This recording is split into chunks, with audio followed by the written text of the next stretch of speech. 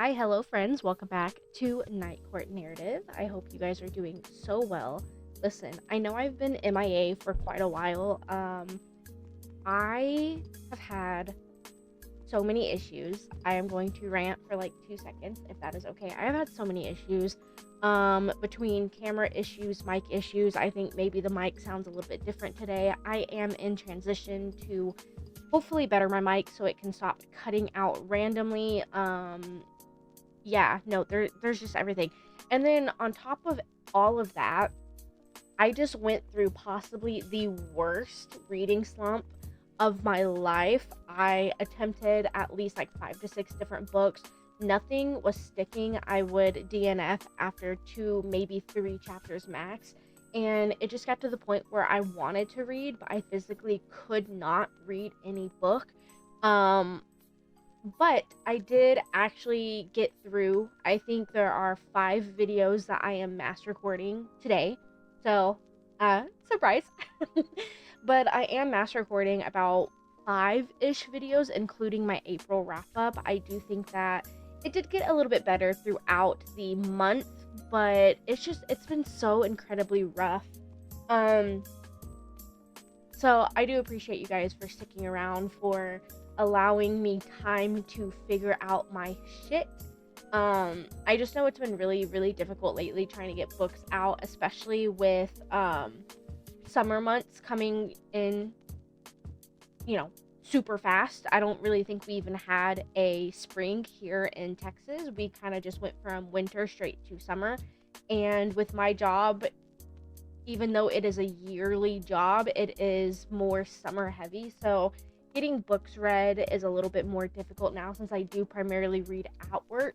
So videos are coming out a little bit slower, but I definitely have videos for the next few weeks. After today, I am going to hope and cross my fingers that my technology does not fail me, but let's go ahead and get started. To be so for real with you, I'm gonna have to like post edit because I did not put I didn't put the book covers in, and I am Poopy McGee, so it is okay. But today we are discussing Cruel Angel by Rebecca Kinney. This book was actually recommended to me by Lore, our great friend Lore. She recommended this book to me. She knew that I was going through a very hellacious reading slump, so she came to me and she was like, hey, I just rated this book 5 stars. It's phenomenal. It's a Phantom of the Opera retelling. I really think you would like it. I really think you should read it. Definitely let me know what you think. And I was like, you know what? Bet. It did go about a week and a half before I did give it a chance. I think I slept on it a little bit because of the reading slump. It's just like I had the desire to read, but I had no desire to physically do the action, if that makes sense. So I was like, oh fuck, I don't want to read this, and I don't, it doesn't sound good to me. It sounded phenomenal, but at the time, you know what I mean? So I finally got around to reading Cruel Angel by Rebecca Kinney, and it was amazing. I won't lie to you, okay? I won't lie to you. This book did have 5 stars all the way until maybe 75% through the book, and then it drastically dropped from a 5-star read to a 4-star read. And I definitely have my reasonings on why, but at the end of the day, I did give this book a 4-star rating. I do think that that is very appropriate for my personal liking. So, yes.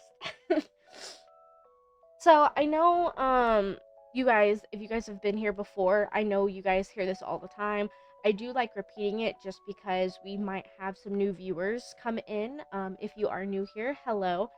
But yeah, if you guys know, I really dislike retellings. I think that retellings are done, in my personal opinion, are done so horribly every single time. There has yet been a retelling that I like.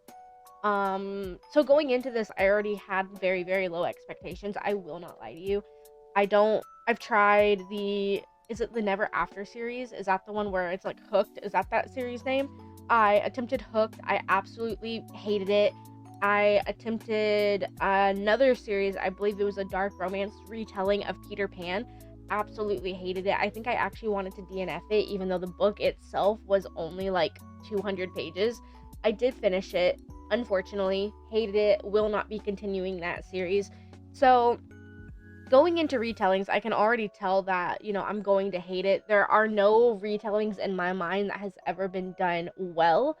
Obviously, before you become a keyboard warrior and start attacking me in the comments, definitely continue on with this video. Like I said, it did get a 4-star. No retelling has ever gotten above a 2-star, so please keep watching. I also really don't like why choose romance. I think lore may have told me this was a why choose. I don't necessarily remember that, to be completely honest, but also, for those who are new here, I do not read the synopsis of books going into it. I base it solely off of the cover and solely off of the topic. So, like, let's say if it's a romantasy and it has a pretty cover, I like romantasy, I'm gonna read it, it's a pretty cover. If it's a dystopian and the cover kind of looks cool, even if the cover isn't my favorite, but it's a dystopian, I know it's dystopian, I like dystopian, I'm gonna read. Does that make sense?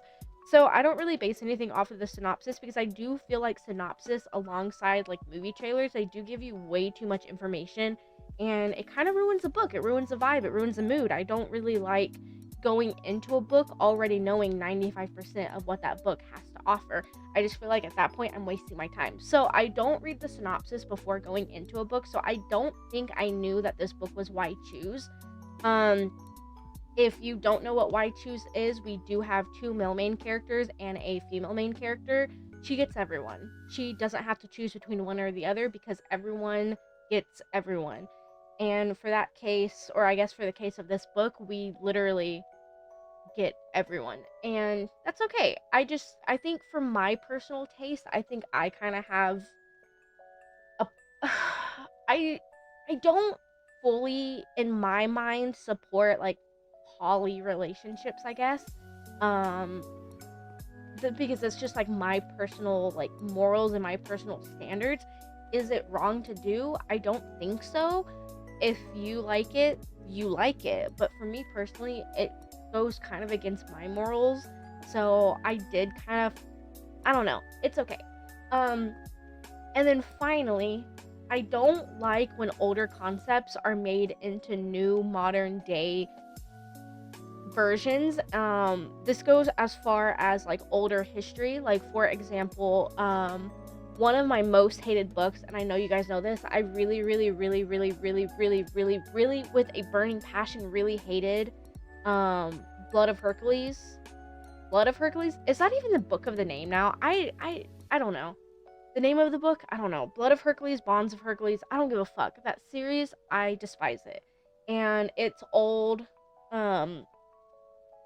like Hercules times, Roman Empire, but set in like modern day, and it's also gender bent, and I'm just like, oh my god, it's so fucking bad. I don't like it when older anything, musicals, movies, history, anything of that nature is spun around and made for modern day times. I don't think they're ever done well, because you're just forcing 2 completely vastly different things together and trying to make them work. It doesn't work. It doesn't. It falls flat 99.9% of the time, and I hate it. Okay, now that everyone thinks I'm a massive hater, can we get into the video? This is like 9 minutes into a video, and I have yet to start talking about the book, but I needed to get those out of the way. Okay, so I won't lie to you, I think this book, surprisingly, even though it is a retelling, I think this book was done so very well. I do like the concept behind this whole Phantom of the Opera set in modern day type, which is 2 of the things I literally just said I hated the most. This is Phantom of the Opera, but it is set in modern times. We do get a lot of modern day, references. I know they even sing songs from Sweeney Todd. They sing songs from Wicked. I think at one point they even mentioned West Side Story, I think. I could be lying to you. Um, we do get a lot of new day and age references, especially when it comes to phones, technology, even as far as the is her name Carmelo? I'm not gonna lie, even in Phantom of the Opera, like I'm a massive fan of the opera fan. I can never remember the mean woman's name because I just truly don't care for her that much that I don't want to remember her name. I think her name is Carmelo or something similar to that. She and this is one of my favorite things of the book though. The entire book, I was reading it, I'm like, bro, this bitch is literally just like Sharpay Evans from High School Musical. Do you guys remember High School Musical? And I kid you not, like 50, maybe 60% through the book, they literally made that same reference and called her Sharpay Evans. When I tell you, I flipped out because I was like, dude, I've been saying this the entire book, and I was just justified by the author for saying that she was just like Sharpay. I thoroughly enjoyed that, and that's something that, you know, making something from olden times more new, spice times, whatever, it was very refreshing to see that mixture. And honestly, you don't really like the amount of pop culture references that were in this book. I would typically find pretty cringe, but I think it was done so well. Like I really really do think this book was done so well. And for me, that's why this book did have a 5-star rating until up to 75% through. Um, which of course I will discuss why I felt it did fall off. Um, the Y2's romance was actually pretty good too. I found myself kind of giggling at times, you know. It was a little bit spicy, and there were moments that were written well enough to where it even caught me off guard. And I read a lot of dark romance. Obviously, dark romance is one of my main genres that I do read, so very few things catch me off guard when it comes to spice, but I definitely do think that a few things caught me off guard in this book, and it kind of made me like giddy a bit. I do think though this Why Choose was a little bit, it made me a little bit uncomfortable. I wouldn't say that this is what brought the rating down, but I did find that some of the spice scenes made me severely uncomfortable.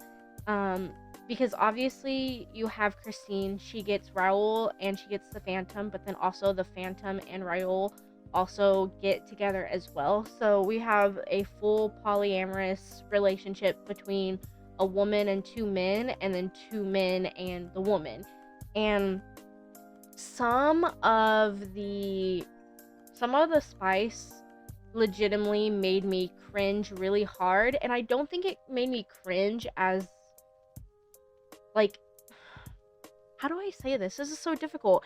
It made me cringe not because the writing itself or the spice scene itself was cringy, but again, it kind of goes against my personal morals, so it just made me severely uncomfortable. Because there are at least 2, maybe 3 scenes of, I don't even know if I'm allowed to say that word on YouTube, spice with all 3.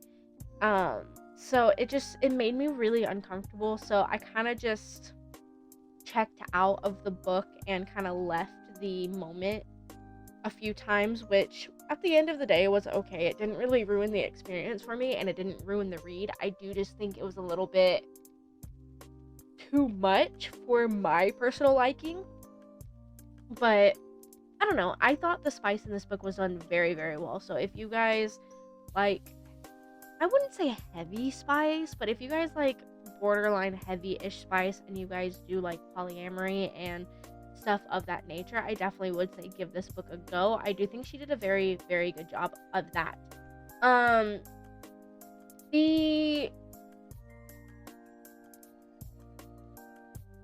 I think the main thing that ruined the book for me, now ruined is such a strong word. It is a very, very strong word.